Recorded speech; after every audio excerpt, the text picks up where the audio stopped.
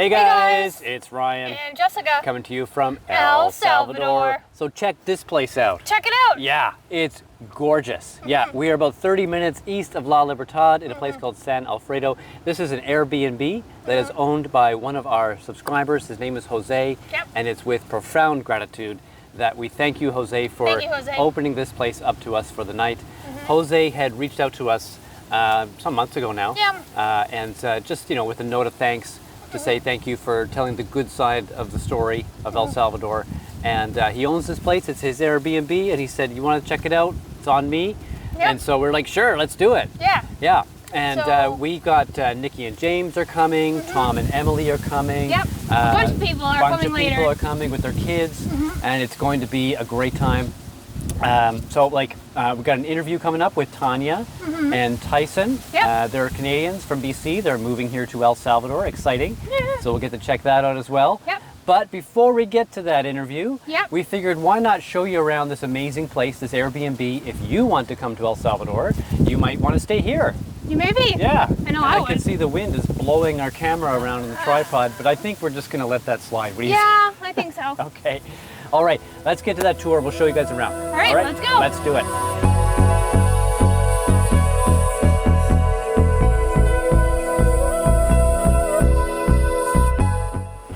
Okay, so here we are at the Airbnb. Thank you, Jose, once again. Let's go check it out.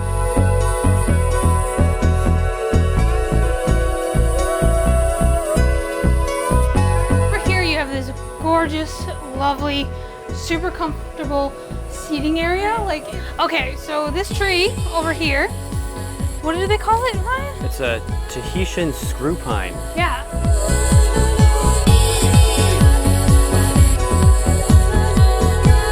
You got your AC.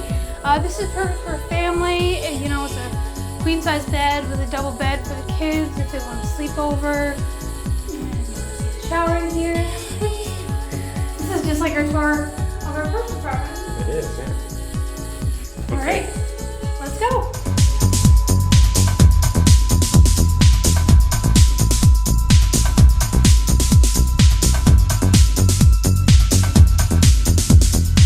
Whenever you want to have some peace and relaxation, some solitude, I highly recommend coming here. So there are 2 bedrooms up here, up on the top floor. Let's get a load of this one. Now this one would be great. Oh, this one even comes with a bathroom. So this is like a kid's room.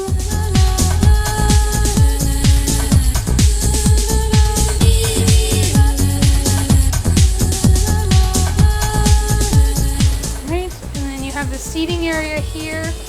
Really lovely, and you can look over and see the views of the ocean. It's just lovely. Oh, so this is nice. Every room comes with air conditioning, so if you're coming from a cold place or another country and you feel like you need AC, don't worry. This place comes fully loaded with air conditioners in each room. So here you have the king-size bed right here, which is absolutely beautiful. Comes with TV, and this is pretty cool too because it has 3 exits. So the one you just came in, this one that comes out into the view of the pool and the sea. Just look at that view, it's absolutely amazing. Now this spot here is my personal favorite. As soon as we got here today, I laid down in this, and oh my goodness. It's just nice. Can you imagine?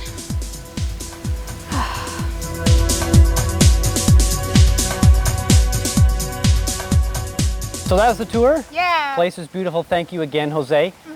So we think that Nikki and James and Tom and Emily, everyone's going to be here very soon. Yeah. So we're going to start getting ready for that, but stay tuned. We got an interview coming up with Tanya and Tyson from Canada, moving to El Salvador. You got to hear their story as well. So this place, I mean, it's beautiful. If you want to come here from Canada, USA, Europe, anywhere, or even if you're from El Salvador, Central America, it's a perfect vacation spot no matter where you're from. Yep, right? That's exactly right. Yeah, definitely. It's quiet, it's tranquil, it's peaceful. You can walk onto the beach. It's incredible. Thank you so much, Jose, for hosting us and having us out here. We're thrilled to be here, Yeah. and we can't wait to see the rest of it and enjoy it for the rest of the weekend. All right. All right. Oh, I think they're here. Yeah, they're here now. Okay. Okay, we gotta go. Bye. See you in a bit. Bye.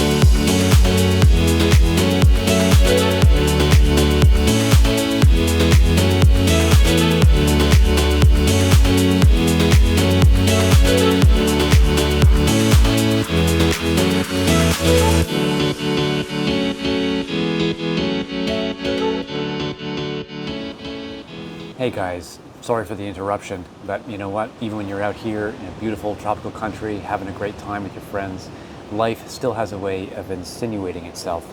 And we just received a phone call from a very dear friend of ours. His name is Scott, and his father is extremely sick. Yeah, his father, Bill, was a teacher here in El Salvador in the 1970s. So this was the run-up to the Civil War, a very difficult time to be a teacher, but he stuck it out and he continued to help educating the youth. And today he's in the hospital. There's been multiple surgeries trying to correct a GI tract infection. And the doctors here, who are absolute A grade, are saying that there's one surgery left they can try to prolong Bill's life, but it's kind of a coin flip because this is a complicated surgery. They're not sure that they're equipped to deal with any complications that might arise, and so they're recommending that Bill be medevaced over to Austin, Texas, to a facility where the doctors and have the technology and the resources to respond to any such complications. So one of Bill's sons, William, has started a GoFundMe, which you can find in the description below. There's also going to be a QR code on your screen there if you want to help out Bill survive this harrowing ordeal. Now, of course, everybody hates this kind of stuff, this asking for money on the internet and the GoFundMes and whatnot. And we understand, right? The thing is, Scott's our friend and his father's in trouble, so we're just trying to do anything that we can do to help. Anyway, let's get back to it, shall we? All right, thanks for any support that you guys offer. Thanks so much.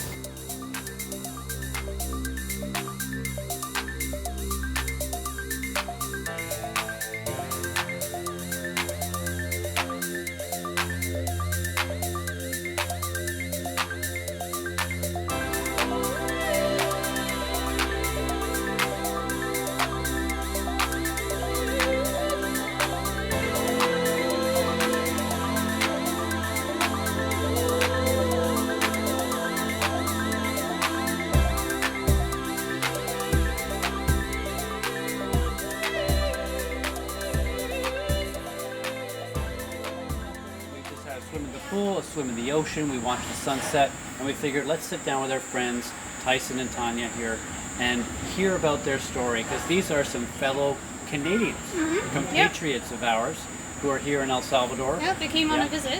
They did. And yes, and so what's next after the visit? Maybe we could start there. Sure. Yeah. So we took a little hiatus after we got married in August. Yeah. And we decided to take this opportunity to travel together. Okay. And explore Central America. Right. And Specific reason. for a specific reason. Specific reasons, yes. Yeah. Yes. Now, specific reasons that you've never heard about on this channel before. Guaranteed. Yeah. No, but I understand you guys are currently in process with your residency, right? So let's explore what's motivating that. Why obtain residency in El Salvador? Yeah. Increase your volume. Yeah. I would say a lot of things kind of are motivating us to make this move. I mean, everything that's happened with COVID, all the lockdowns, the restrictions in Canada, what happened with our jobs. So we're both in healthcare. We both work as physiotherapists. In the private sector. Yep. Yeah, private Yeah. sector. Okay. Yeah. Yeah. So far we haven't lost our jobs yet, but they have passed a new bill, so it's become law now. So they've rewritten the Healthcare Act for BC, and that has basically allowed them to take our jobs at any point. They can mandate what vaccines we have to have. They can, if we are spreading any misinformation which hasn't been defined, Right. they can Really? fine us. Yep, $200,000 Wow. at least. Wow. And- And then no one, who defines what misinformation is? It's a great question. Yeah. We still don't know. Wow. There's no definition of what that means for us. Wow. Wow. Yeah. Okay. So right away we're kind of verging on the YouTube barriers here. So at the end of this video, if we go further in depth, check out our extended version of this interview on Odyssey. We're going to post over there a full, unredacted, unedited version where we get really down into the weeds. So check that out at the end, or even just hop over there right now. We don't care. Yeah, we don't make any money over there, but that's fine. Okay. Yeah. All right. So you've been here now for how long? In El Salvador? Yeah. Yeah, like all We had- together since you first started. Sure. So we had around 2.5 weeks, I believe, in Christmas, and then we went away for a little while, and then we have come back now for, we'll be about a total of another week, I guess. Okay, So yeah. 3.5 weeks. Just over. Wow. So Yeah. you have 3.5 weeks of experience in the country. Yeah. Have Yeah. you done much traveling around in that time, or? Like You know, around the country? Yeah. Yeah. Yeah.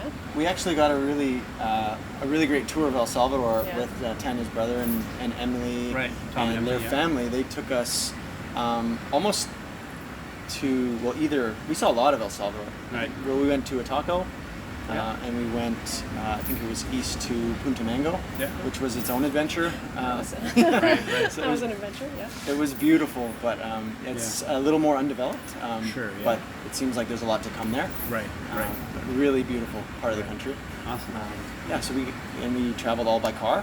We Right. piled in a car and Nice. kind of went for it together, and it was Awesome. a great experience. So we touched a little bit on what kind of motivates you to leave Canada, but why El Salvador? What is making you think we can start a new life in El Salvador? It's a great question.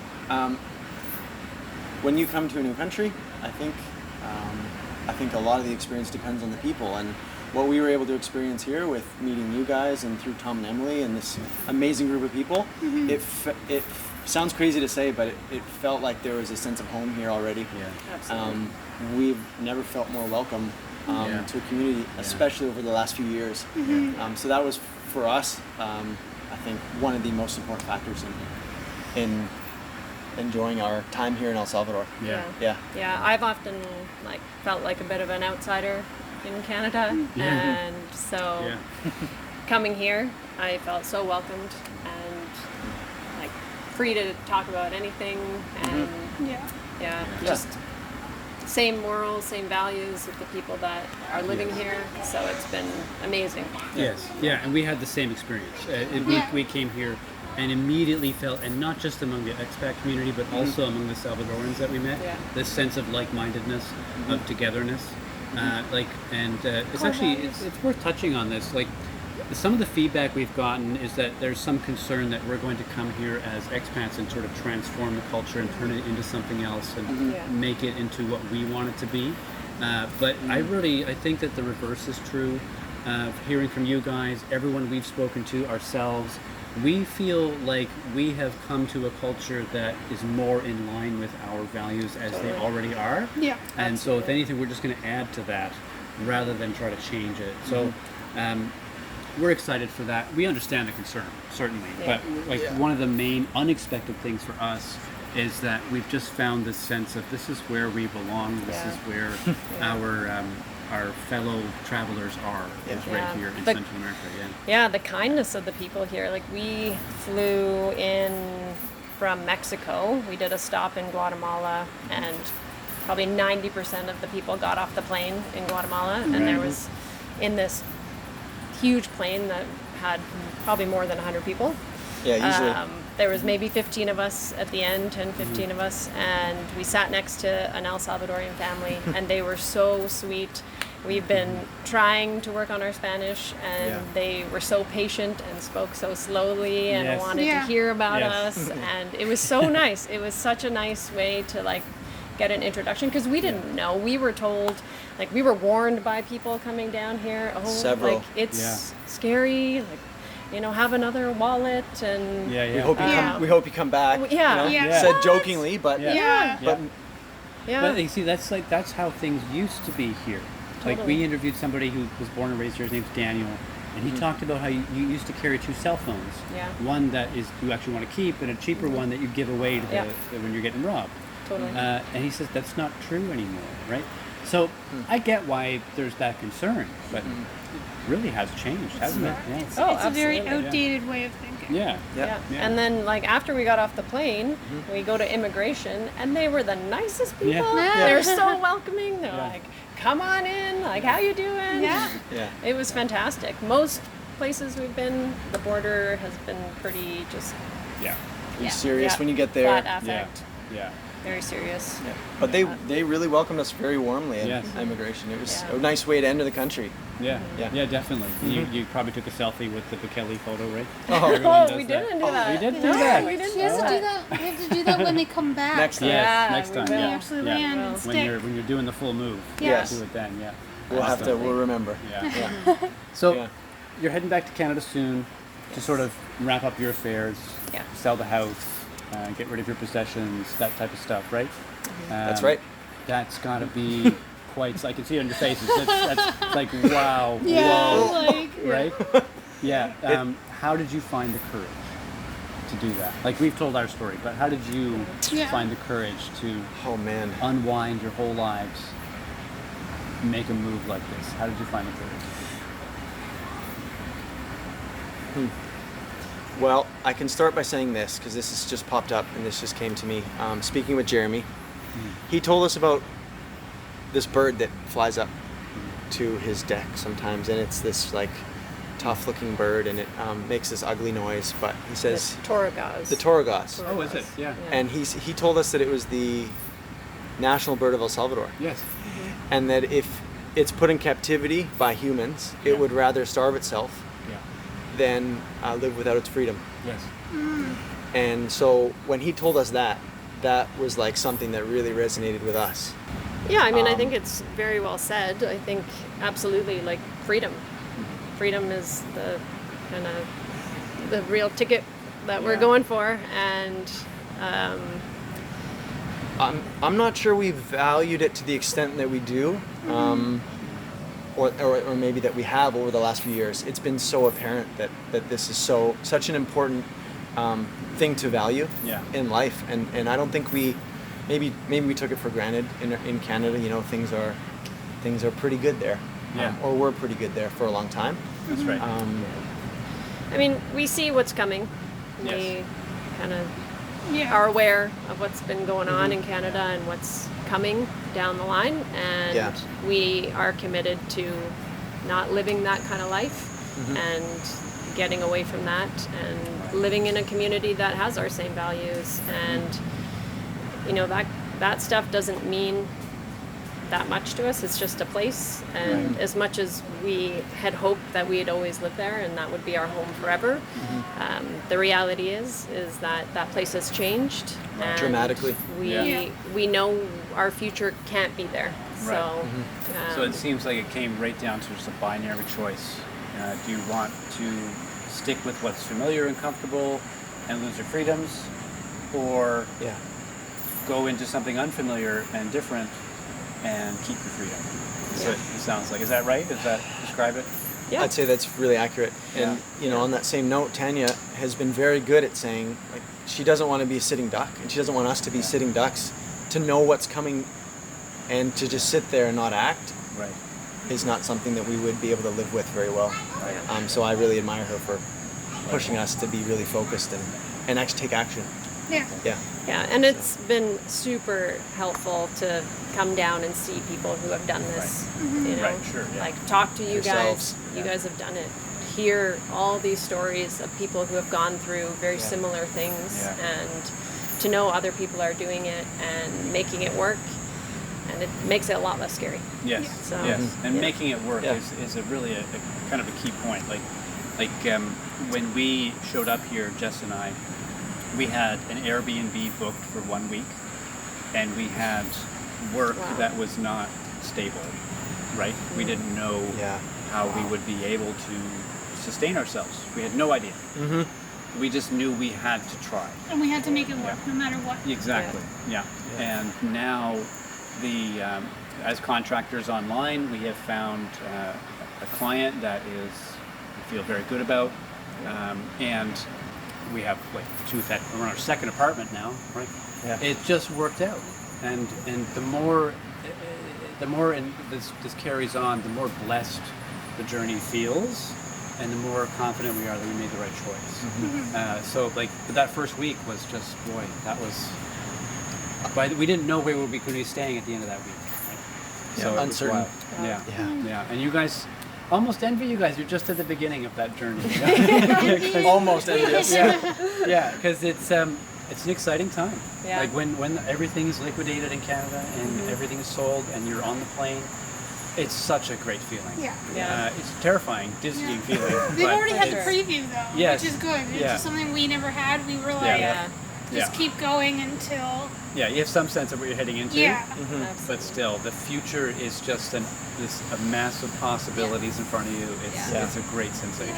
And I Yeah. mean, like, it's a thing for you guys because despite everything, if everything goes sideways, knock on wood, you always have a landing pad here, Yes. either with your family or even with us. us, yeah. Like We got there. at any point, we so want to help, generous. and there are people here who want to help you, who are eager to help you, and we can't wait for you guys to Yeah. be part of all of this.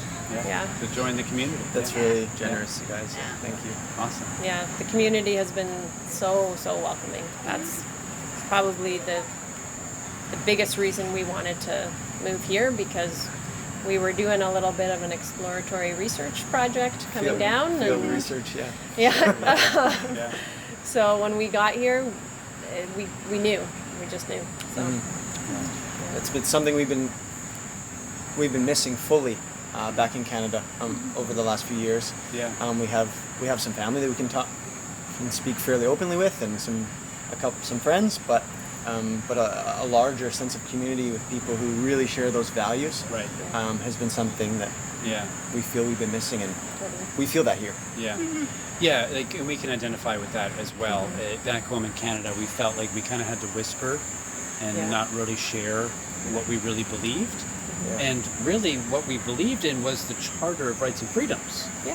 which is like one of the founding documents of the country, or rather the foundational documents of the country. And it became verboten to defend that. Yeah. And that was an astonishing change for us. And you guys, you know what that feels like, right? And Without a doubt. but you come down here, and not just the expats, but the Salvadorans also take those values, those principles as paramount. So, yeah. Oh yeah, like you don't have the freedom or the right to talk about healthcare essentially and what Okay. you can do with your body.